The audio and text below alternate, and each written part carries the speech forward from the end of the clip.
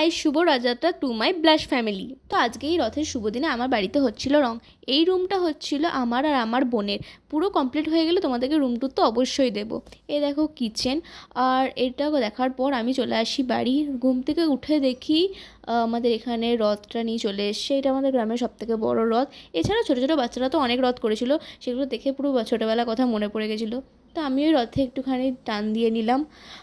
তারপরে আমাদের এখানে একটুখানি বোঁদের প্রসাদেরও ব্যবস্থা করা হয়েছিল, সেটা খেয়ে নিয়ে রেডি হয়ে চলে যাই বাবার সাথে ঘুরতে। এই রাস্তাটা কারা কারা চিনতে পারছো প্লিজ জানিও, দুর্গাপুরে যারা থাকো তারা তো জানতে। আর এই দেখো রথের এখানেও দড়িতে একটুখানি টেনে নিয়েছিলাম। এই দেখো মেলা এত ভিড় হয়েছে রবিবার বলে, জগন্নাথ দেবের দর্শনও করে নিয়েছিলাম।